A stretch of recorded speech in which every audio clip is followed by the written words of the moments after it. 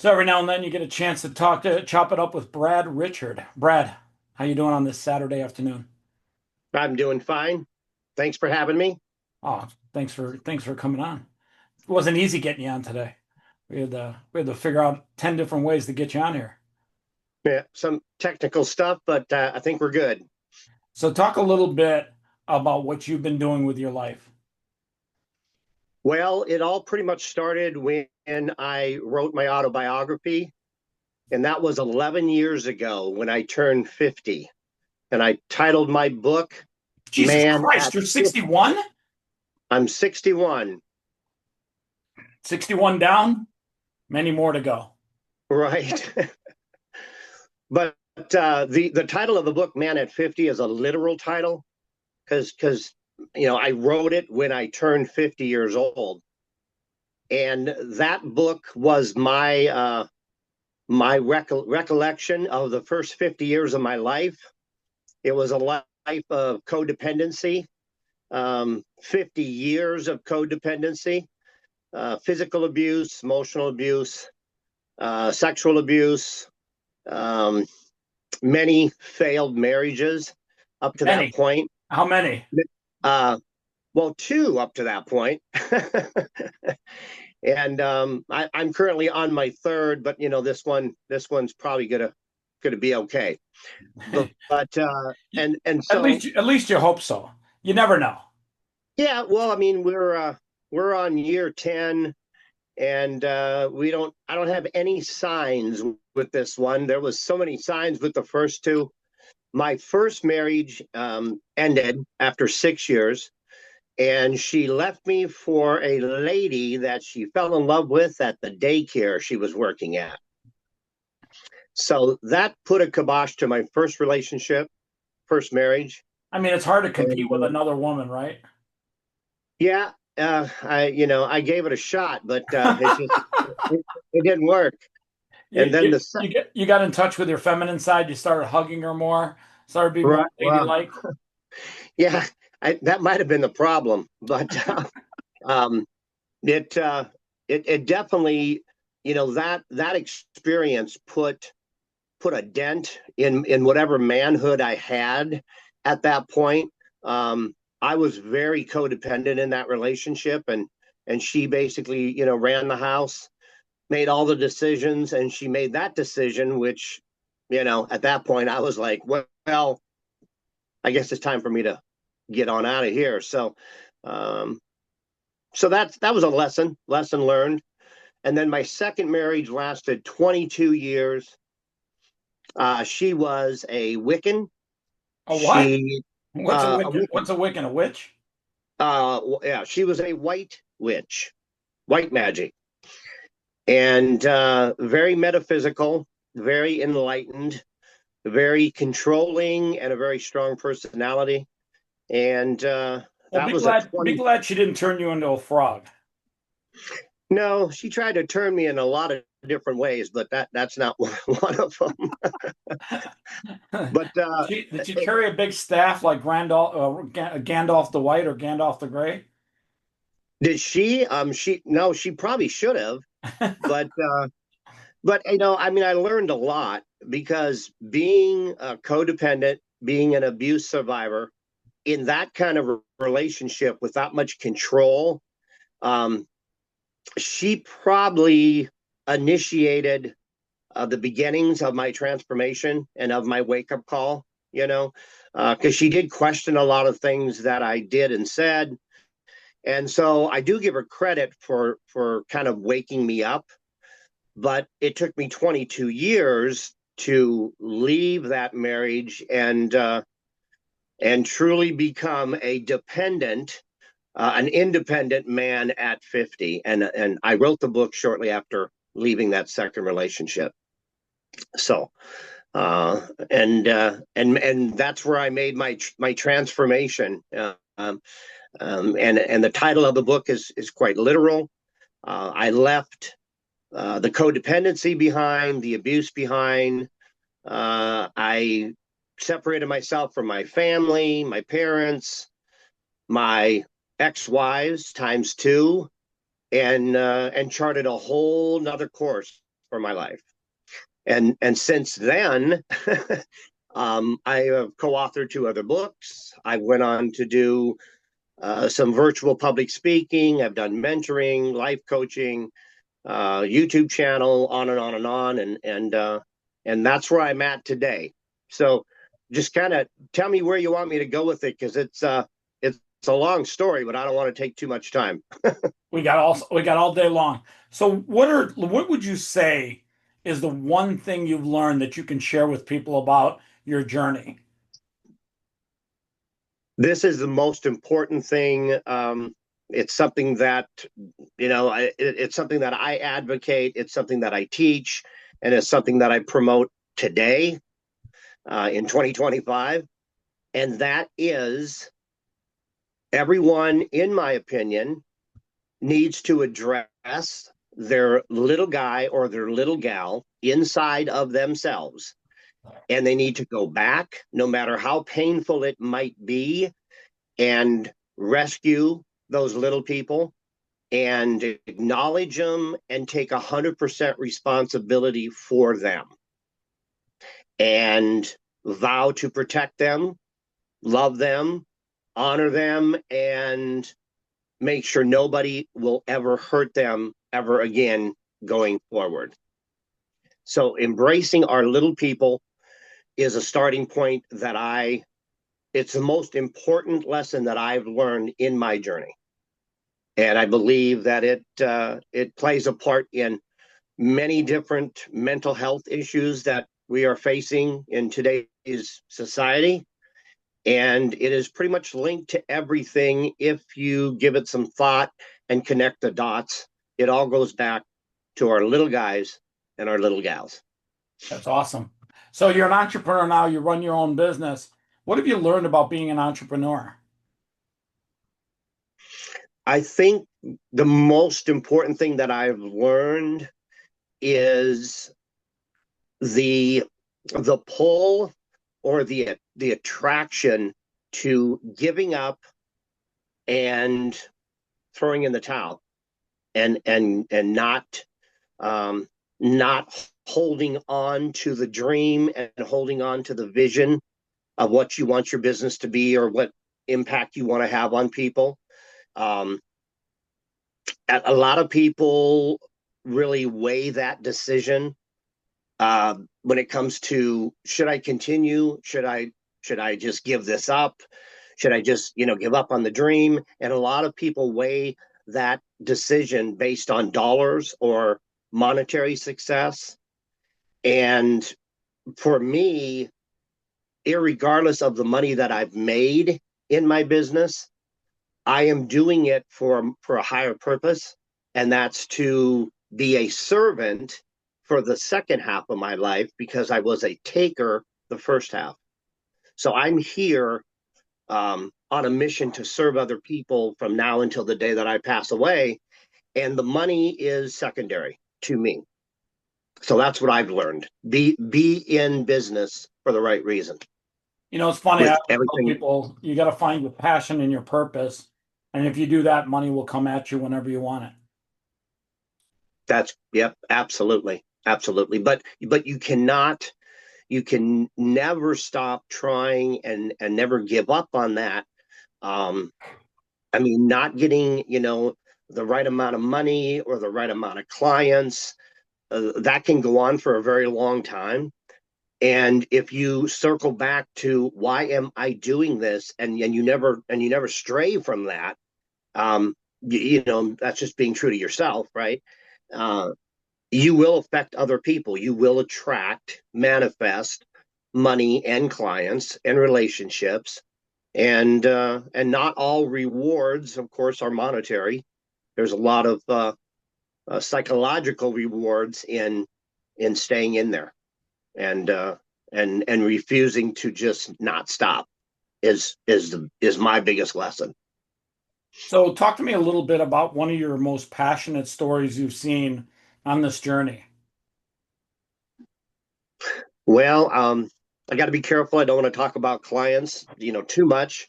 I can tell you one story, and I can, use a fictitious name. But one of my clients, we'll call him Bob. He is a U.S. Marine, and he has struggled with not only PTSD, but he's struggled with drinking, spousal abuse, girlfriend abuse, and self-harm. And to get a U.S. Marine to go back in their past to all their pain and suffering and abuse that they may or may not have went through as young men, as children, to get a U.S. Marine to go back there and face all that crap is really a task. Okay, with Bob, when him and I went back and found his little guy, and we approached it from a military soldier standpoint. No soldier left behind, no man left behind on the battlefield. When he got to a place of understanding that the most important little man that he had left behind was his little guy, and he wasn't much of a man, or he wasn't much of a Marine, if he refused to go back and rescue his little guy. That's That interesting. You literally put it in perspective where people basically find a version of themselves that's like the little guy. exactly. But he denied it his whole life. And he acted out in very destructive ways in relationships, in the military, because he was trying to be a strong man with a hurt, wounded, crying little boy inside. Yeah, I could see And that. he walked away from him and said, "That's your stuff. That happened back then. I have nothing to do with it." And so he did come to that place. He did find his little guy. He cried. It broke him. He understood that the number one man that he should take care of is his little man, and build that relationship with him. And when he did that and he committed to little Bob, he was less angry. He wasn't violent. He wasn't physically violent to other people. He wasn't trying to hurt himself as an adult, because he saw the eyes of his little Bob saying, don't do that. Don't hurt me. You promised not to hurt me. Do not do that. And so he has that relationship now. He has that relationship now with little Bob, and they are a team, just like me and my little Brad. Okay, they are a team, and he is making a lot of progress. He is a happier man. He's still a tough Marine, but he's putting himself first, and he is taking charge of his past and vowing to never let it be repeated. He's breaking the chain. So that is one of my most heartfelt clients or stories. If I think that's what you were looking for, but that's one of the most powerful ones that I've experienced. That's awesome. Talk a little bit about some of the things you're working on over the next 18 months. Well, I am, now, I mean, I've done several things, but now my sole focus is life coaching. I'm a certified master life coach in many areas, transformation, self-care, self-love, and then forgiveness. One of the biggest things is that people struggle with is forgiveness, and I do specialize in that as a life coach. It's really actually very simple. I have a method that I teach, and so over the next 18 months, I want to reach as many people as possible. I want to walk with them in their journeys, back. And I want to help as many people as possible reconnect with their little people and take control of their past. Um, Even though it's very hard to do that, I know, been there, done that. And so I do have the podcast, I have the YouTube channel, and then I have my life coaching practice where I have sessions with clients. I currently have 4 clients uh, throughout the United States. And then I do life coaching, and I do life coaching on YouTube, but there's no charge for that. So I am providing free life coaching on my YouTube channel. Um, and then I've had subscribers that have reached out to me, and became clients. But my goal is just to reach more and more people. I would like for the YouTube channel to reach more, to have more subscribers. And for me, the most rewarding thing is to see other people go back, reconnect, and then start to move forward. And use the tools and tips that I teach, that I help them with, so that they can go on and do great things. That's awesome. What is one of the things that you're really passionate about? What's your big why? Well, my biggest why is twofold. The first part of my biggest why is my 100% commitment to my little guy. Um, he he wanted to be an entertainer. He wanted to be the next Elvis. He wanted to be in the music business, and his heart, okay, wanted to affect people. He wanted to make them cry. He wanted to make them laugh. He wanted to entertain them, okay. And as an adult, he and we have come to an agreement that we're not going to be in the music industry, but we are going to reach out and help other human beings, and we're going to maybe help them to laugh, help them to cry, help them to heal, and help them to move on. How important do So, you think laughter is? how important? Yeah. Oh, very. I think I think laughter is very important, but believe it or not, I think crying is equally important, especially for men. Um, because when men cry, they feel vulnerable, they feel like they're a child again. And in those moments of tears and sorrow, that is the closest we'll probably ever get to our little guys. Does that make sense? Yep. When you're vulnerable as an adult male, then you are completely open and receptive for your little man to slap you up alongside the head and say, "Hey, I need your help." So, you know, going back to your question, my 100% commitment to little Brad is part one, and the second part of my why is my commitment to my father. Real quick, my father was very abusive. He was very hateful. He was very mean. Most of my life with my father, he called me a faggot. He asked if I was gay. He questioned my sexuality constantly. He didn't show affection. He never said I love you. On and on and on. Very, very mean man. And in the last few years of his life, all that turned around for him, and he went from this mean, evil man to a man that did two things. He cried and he prayed.